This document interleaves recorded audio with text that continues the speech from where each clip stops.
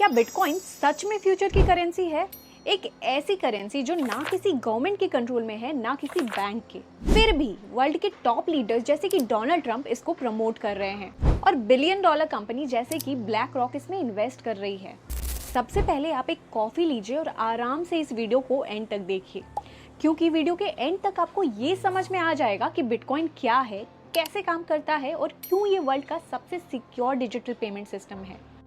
मान लीजिए मुझे आपको 10 रुपए देने हैं, तो पैसे देने का सबसे आसान तरीका क्या होगा? Cash, right? कैश देने का फायदा ये है कि इसमें किसी थर्ड पार्टी यानी बैंक का इन्वॉल्वमेंट नहीं रहता।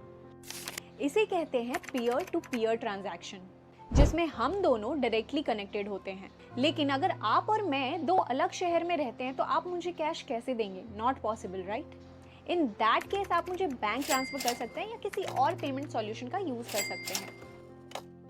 फॉर एग्जाम्पल, अगर आप मुझे बैंक ट्रांसफर करते हैं तो बैंक पहले आपके ट्रांजैक्शन को वैलिडेट करता है, फिर वो ट्रांजैक्शन कंप्लीट होता है।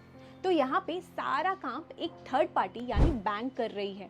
इसी प्रॉब्लम को सॉल्व करता है बिटकॉइन।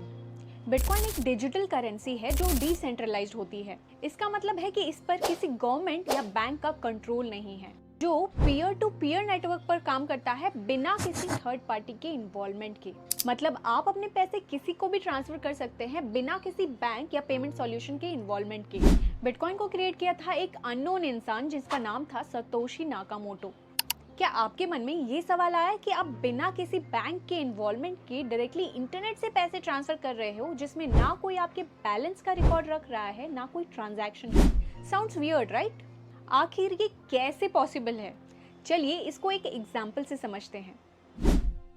सपोज आपके पास 100 रुपए हैं जो आपने अपनी फ्रेंड प्रिया को ट्रांसफर कर दिया। अब फिर से आप 100 रुपए अपने फ्रेंड रवि को ट्रांसफर करने की कोशिश कर रहे हो, तो यहाँ पे बैंक आपको ये नोटिफाई करेगा कि आपके अकाउंट में इनसफिशिएंट बैलेंस है। अब रुपए की जगह पे आपके पास एक बिटकॉइन है जो आपने अपने फ्रेंड प्रिया को ट्रांसफर कर दिया और आप फिर से रवि को एक बिटकॉइन ट्रांसफर करने की कोशिश कर रहे हो। बट यहाँ पे तो कोई बैंक नहीं है जो आपको ये नोटिफाई करेगा कि आपके अकाउंट में बस एक ही बिटकॉइन है। तो आखिर कौन रख रहा है आपके बिटकॉइंस का रिकॉर्ड? क्या आप बिना बैलेंस के भी रवि को बिटकॉइन ट्रांसफर कर पाओगे? जी नहीं। जब आप प्रिया को एक बिटकॉइन भेज रहे हो तब आपके बिटकॉइन के नेटवर्क का हर नोड जो कि आपका कंप्यूटर या डिवाइस है, वो कंफर्म करेगा कि आपके अकाउंट में एक बिटकॉइन का बैलेंस अवेलेबल है। फिर ये ट्रांजैक्शन रिकॉर्ड हो जाएगा।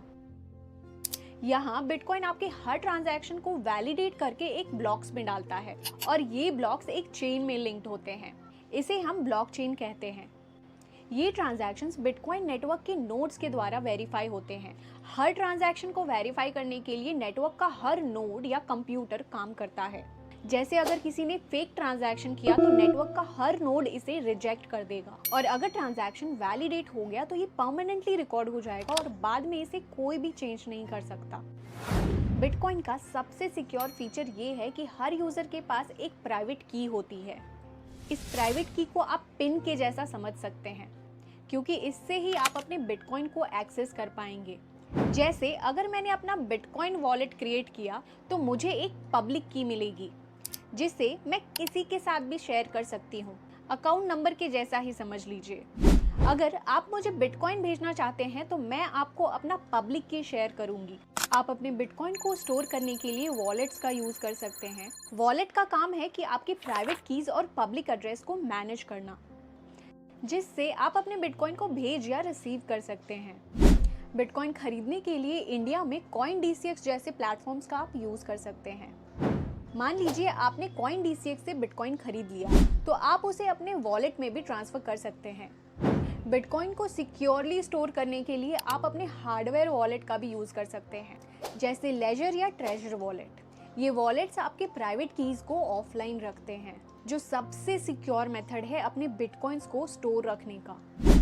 आई होप आपको बिटकॉइन के बारे में एक बेसिक अंडरस्टैंडिंग मिल गई होगी। इन केस आपको कोई भी डाउट्स है तो आप कमेंट सेक्शन में मुझे पूछ सकते हैं। और अगर ये वीडियो आपको अच्छा लगा तो आप इस वीडियो को लाइक, शेयर एंड चैनल को सब्सक्राइब ज़रूर कीजिए, क्योंकि नॉलेज इज़ पावर।